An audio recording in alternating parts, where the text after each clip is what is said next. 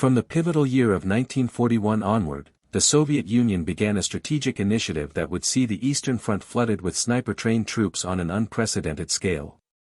Over the immense, sprawling course of the Second World War, the Soviet military machine would ultimately train hundreds of thousands of individuals in the rudiments of sniping. It was a strategy built on mass production and mass deployment, utilizing overwhelming numbers to blanket the battlefield. The underlying assumption seemed brutally obvious to military planners facing an existential threat: quantity would inevitably triumph over quality. The logic dictated that if you deployed enough marksmen across every sector of the front, you would eventually dominate any contested battlefield through sheer volume of fire. The German Wehrmacht certainly believed this threat was credible. Witnessing the devastation inflicted by Soviet marksmen, they expanded their own sniper program specifically to counter this numerical superiority, training thousands of their own sharpshooters in a direct response to the Soviet deluge. Yet, across the English Channel, a radically different philosophy regarding the role and creation of the sniper was taking shape. British military leaders were rebuilding their sniper capability with an approach fundamentally at odds with the continental powers. Their goal was not thousands of hastily trained shooters dispersed across every squad and platoon, offering merely adequate support. Instead, they were intent on creating something far more dangerous and operationally effective. Elite specialists, rigorously selected from the best available personnel, exhaustively trained in skills far beyond mere marksmanship, and equipped with the finest rifle and scope combination available during the war.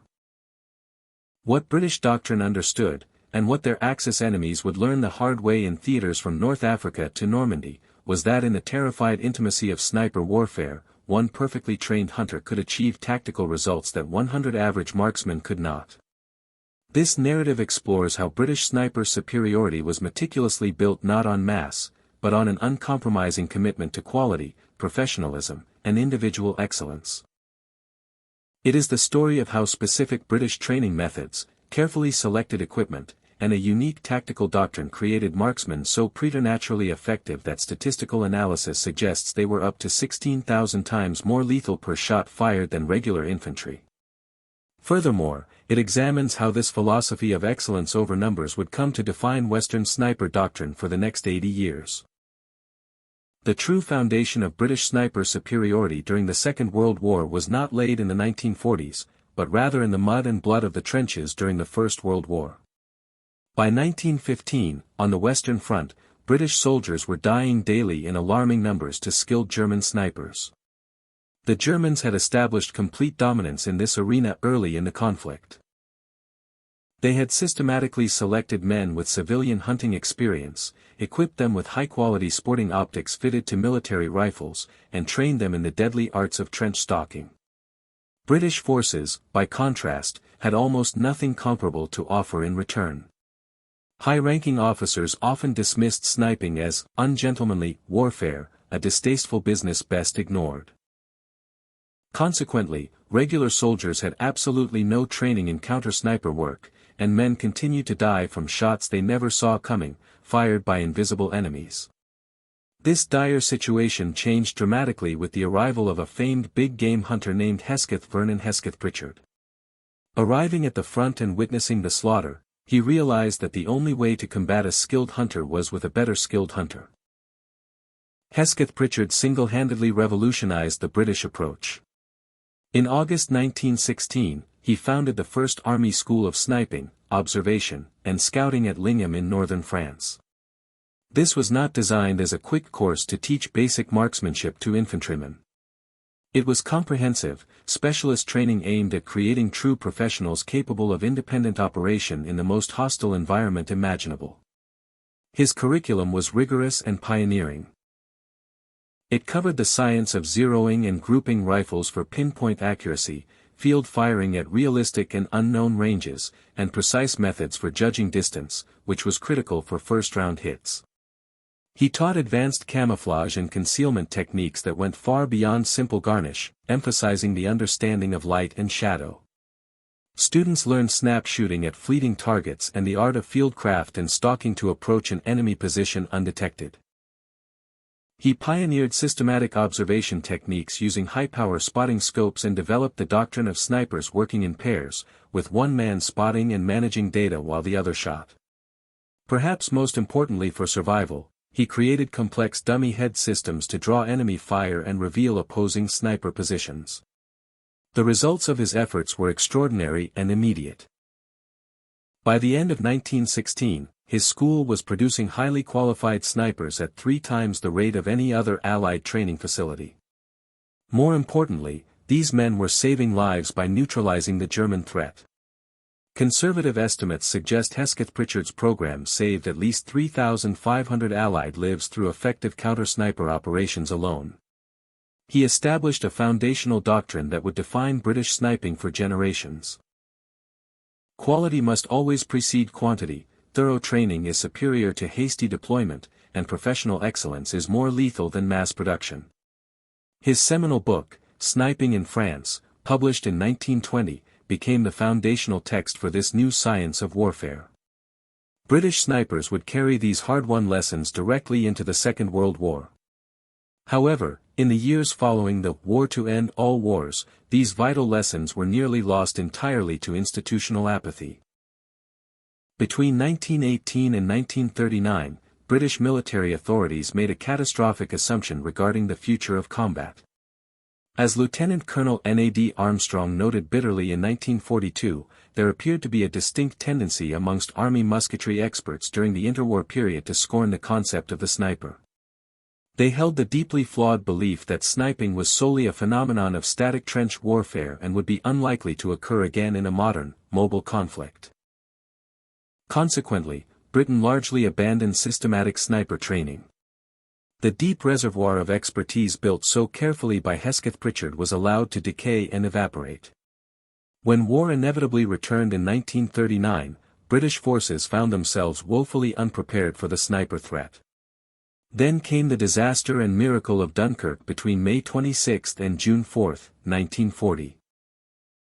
While the evacuation of over 300,000 British and French troops was a tactical masterpiece of withdrawal, the lessons learned during the campaign were sobering. German snipers had been devastatingly effective during the retreat to the coast. They had successfully slowed British movements, created steady streams of casualties, killed officers, and forced caution and delay upon rearguard units. After Dunkirk, Britain faced a harsh new reality. The sniper capability had to be rebuilt almost from scratch, and quickly. But crucially, military leaders decided this rebuilding would be done the British way. They would not resort to hasty mass training or lower standards to increase numbers rapidly. Instead, Britain returned vehemently to Hesketh-Prichard's original philosophy: create elite specialists through rigorous selection and exhaustive, uncompromising training. The selection process established after Dunkirk was designed to separate true potential snipers from the mass of marksmen. The first and most critical requirement was that candidates had to be volunteers only. There would be no conscription into sniper roles. Every man had to choose this dangerous, lonely specialty of his own free will. Second, they had to demonstrate existing marksmanship excellence. Only the top rifle shots from each battalion were even considered for the role. Men who already consistently achieved the highest scores on the standard ranges. Third, and perhaps most difficult to quantify, they needed the right temperament.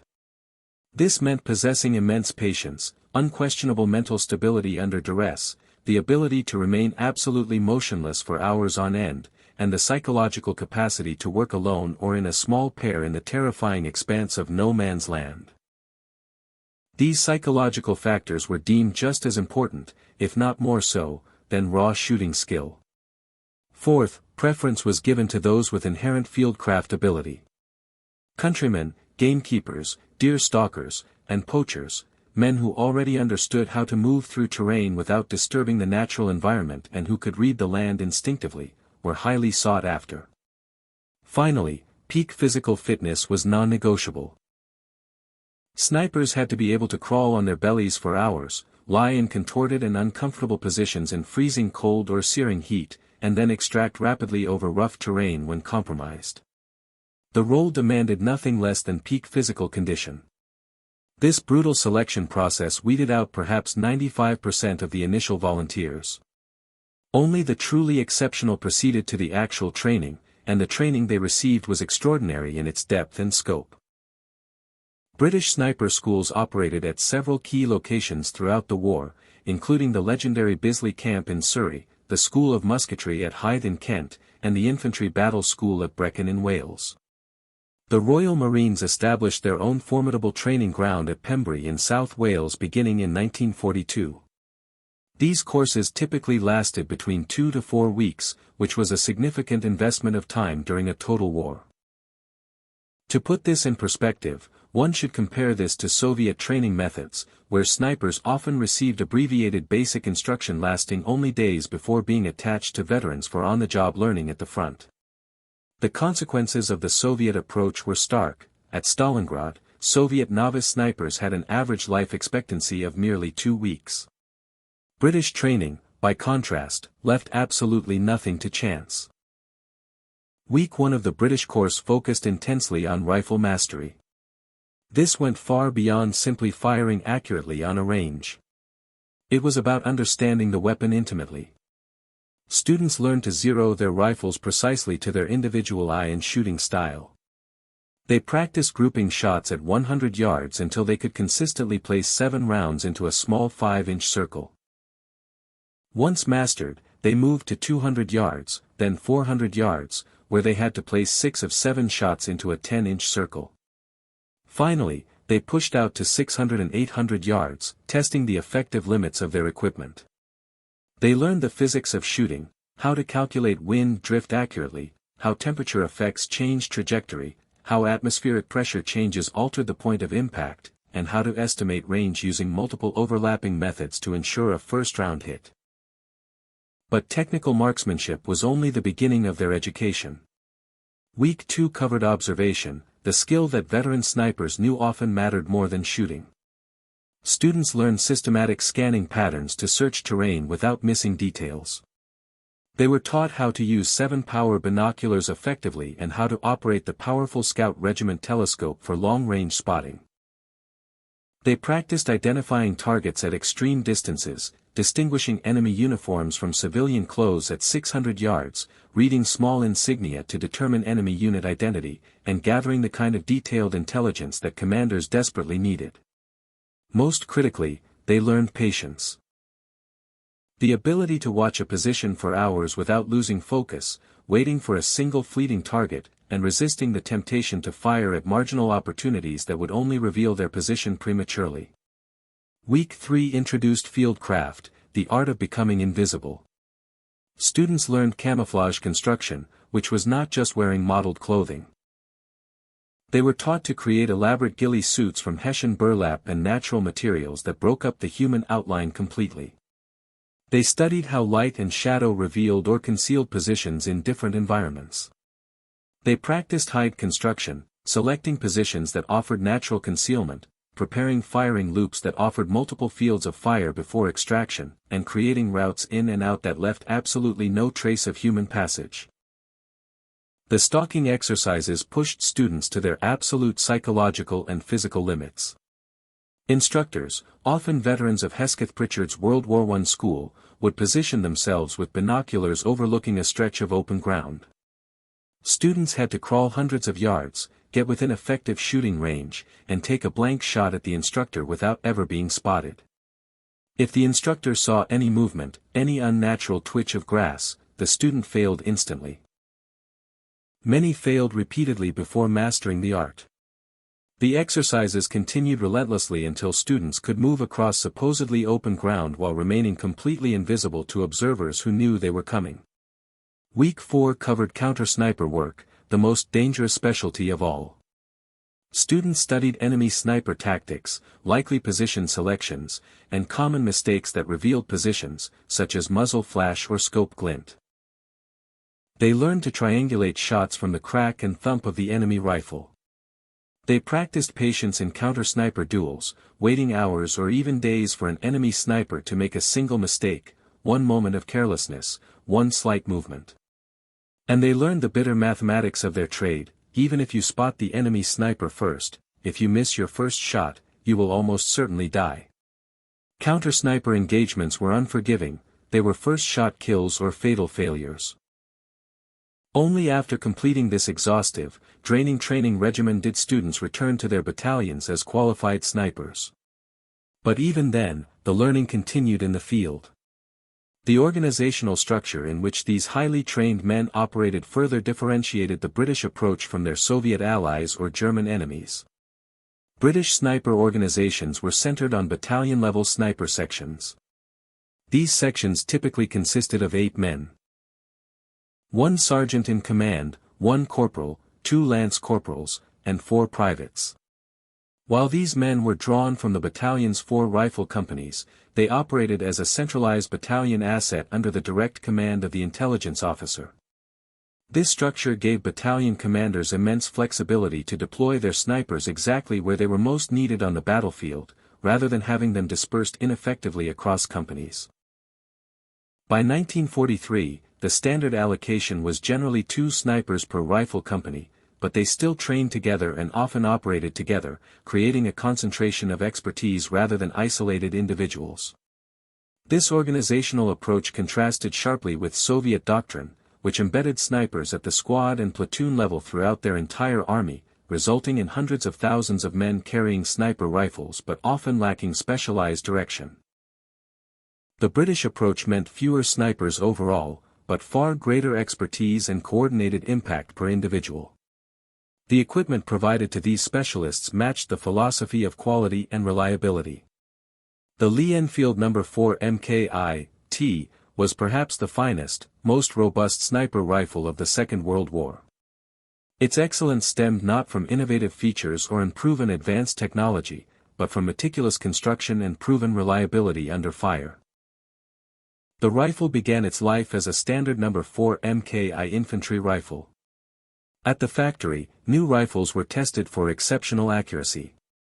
Only those rifles that demonstrated superior inherent precision were selected for the complex conversion process into sniper weapons. The conversion involved adding a wooden cheek piece to the stock to position the shooter's eye at the correct height for the optic. A specialized mounting system was fitted to the receiver to accept the No. 32 telescopic sight. Once converted, the rifle was test-fired extensively again. The accuracy standard remained uncompromising. 7 shots out of 7 had to fall within a 5-inch circle at 200 yards, and 6 shots out of 7 within a 10-inch circle at 400 yards. Any rifle that failed at any stage was returned to standard infantry service. Over 20,000 No. 4T rifles were produced during the war, with the prestigious gunmaker Holland & Holland converting approximately 21,617 rifles between 1942 and 1946. Their craftsmen worked 7 days a week, producing an average of 5 perfectly converted rifles daily. The rifle's specifications gave British snipers exactly what they needed. The .303 British caliber offered proven stopping power. The bolt-action mechanism was legendary for being reliable in mud, sand, or ice. The 10-round magazine capacity allowed for sustained engagements without frequent reloading, and the total weight was manageable for extended patrols. Most importantly, the rifle maintained its zero under rigorous combat conditions. British snipers could crawl through mud, ford rivers, or drop the rifle when taking cover, and still know confidently that the first shot would hit exactly where aimed. This was a distinct advantage over German snipers using Karabiner 98K rifles or Soviet snipers using Mosin-Nagants, both of whom often complained about losing zero after rough handling in the field. The Lee Enfield's rugged design kept British snipers in the fight when others failed. The No. 32 telescopic sight matched the rifle's quality. While its 3.5x magnification was modest compared to some German 6x scopes, British doctrine emphasized a wider field of view over raw magnification, which helped in locating targets and maintaining situational awareness. One unique design choice distinguished British scopes. The mount was offset to the left side of the rifle rather than directly over the bore. While this complicated shooting through small loopholes, it allowed the sniper to load the rifle with stripper clips without removing the scope or his cheek from the stock, permitting much faster reloading in combat situations. The combination of elite selection, rigorous training, sound organization, and superior equipment created a sniper force of extraordinary effectiveness. The statistics bear this out. British snipers achieved kill ratios often averaging roughly 1.3 to 1.5 shots per kill. When compared to regular infantry, who expended tens of thousands of rounds for every enemy casualty produced, simple mathematics reveals the extraordinary efficiency of the sniper. British snipers were approximately 4 orders of magnitude more lethal per shot fired, roughly 10,000 to 20,000 times more ammunition efficient than regular forces. This efficiency translated directly into tangible combat effectiveness. One 8-man British sniper section could often achieve tactical results, such as the systematic elimination of enemy leaders, denial of key terrain, or gathering crucial intelligence, that an entire infantry company of 120 men could not. The proof of British superiority was demonstrated on battlefields across Europe, North Africa, and Italy. On D-Day, June 6, 1944, amidst the chaos of the largest amphibious invasion in history, Sergeant Harry M. Furness of the 6th Battalion Green Howards landed on Gold Beach. Just 20 years old but already a qualified sniper, he carried his Lee Enfield No. 4T sealed in a condom to protect it from the seawater. The Normandy bocage country beyond the beaches offered German defenders perfect terrain for sniping. Ancient, dense hedgerows created natural fortifications, while small fields limited lines of sight and sunken lanes provided concealed movement routes for defenders. German snipers used this terrain expertly, inflicting steady casualties on advancing Allied forces.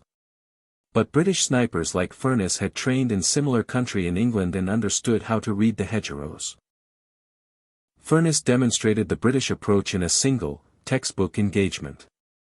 Spotting a German staff car at a distance of 600 yards, he identified an officer exiting the vehicle through his scope. He noted the wind coming from the left and the slight upward angle of the shot. He adjusted his scope's elevation drum, calculated the necessary wind drift, controlled his breathing, and squeezed the trigger. The officer fell dead with one shot. The German response was immediate and massive, saturating the area with mortar and artillery fire. But following standard British doctrine to fire, observe, hit, and extract, Furness was already gone, moving to a pre-planned secondary position. The Germans expended hundreds of shells hitting nothing but empty ground. Later in the campaign, Furness demonstrated the patience instilled by his training when he spotted a German sniper position at 400 meters. Instead of firing immediately, he observed for hours, studying the position for patterns and waiting for a mistake. Finally, the German moved slightly, offering a glimpse of uniform. Furness fired, killing him, and then aggressively moved forward to claim the German's scoped rifle as a trophy, a characteristic act of British sniper confidence. Perhaps the most remarkable individual achievement, however, came from Sergeant Alfred Clive Hume of the 23rd Battalion, 2nd New Zealand Expeditionary Force, during the Battle of Crete in May 1941. German paratroopers had dropped onto the island in a massive airborne invasion, and the fighting was desperate and confused. German doctrine emphasized using snipers to eliminate Allied officers and establish psychological dominance. Hume, a product of the British training system, turned their own doctrine against them. Over the course of 8 days, from May 20 to May 28, Hume was credited with stalking and killing on the order of 30 trained German snipers in deliberate counter-sniper operations. He used incredible cunning, even utilizing captured German equipment such as camouflage smocks and rifles to deceive his enemies. German snipers, seeing what appeared to be one of their own, would relax their guard for a fatal split second. Hume's tactics demonstrated British sniper training at its finest, the use of deception, immense patience, superior fieldcraft, and precision shooting. For his actions on Crete, which included bayoneting a German sentry and single-handedly breaking up a mortar crew while wounded, Hume received the Victoria Cross. His record of eliminating over 30 enemy specialists in a single brief campaign is likely unmatched by any other Allied sniper. This level of capability was not limited to the British Isles. Commonwealth forces contributed significantly to British sniper operations across all theaters, unifying under the same doctrine and training standards. Canadian sniper sections operated with distinction in Italy and Northwest Europe, often leading scout platoons ahead of battalions. Australian, South African, New Zealand, and Indian Army snipers fought from North Africa to Burma, multiplying the effectiveness of the British system. In the mountains of Italy, at places like Monte Cassino, the rugged terrain and static lines favored the patient, skilled hunter over mass deployment. British and Commonwealth snipers used their superior observation skills to map German positions and call in devastating artillery strikes, or they set up synchronized ambushes where multiple snipers would fire simultaneously on exposed enemy groups before vanishing. In the open deserts of North Africa, units like the Long Range Desert Group employed skilled marksmen for harassment and intelligence gathering. As the war moved into Northwest Europe, British snipers adapted rapidly to urban warfare in cities like Cannes, forest fighting in the Ardennes, and river crossings into Germany. Their broad training prepared them for any environment, unlike Soviet snipers who primarily excelled in the specific conditions of the Eastern Front's ruins. Ultimately, the contrast between the Soviet and British approaches to sniping was stark. The Soviet Union trained over 428,000 snipers during the war, embedding them at the lowest levels in a strategy of mass attrition to overwhelm the German invader. It was a rational response to an existential threat requiring total mobilization. Britain, facing manpower constraints after Dunkirk, chose a different path: professional specialization.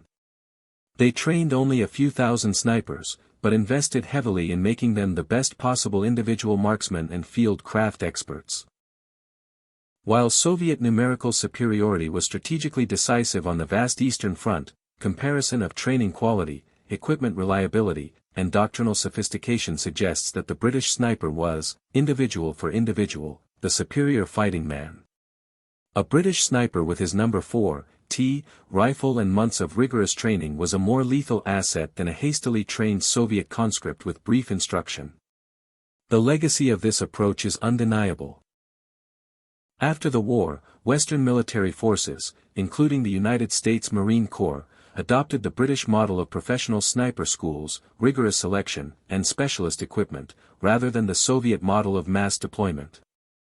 The Lee Enfield No. 4T remained in frontline service, later converted to 7.62 mm NATO as the L-42A1, until the early 1990s, a testament to its design.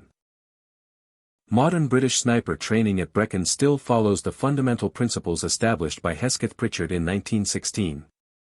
British sniper superiority was not about killing more enemies through mass, it was about proving that one perfectly trained specialist could achieve disproportionate results through professional mastery, patience, and precision. This philosophy of quality over quantity changed sniper doctrine forever.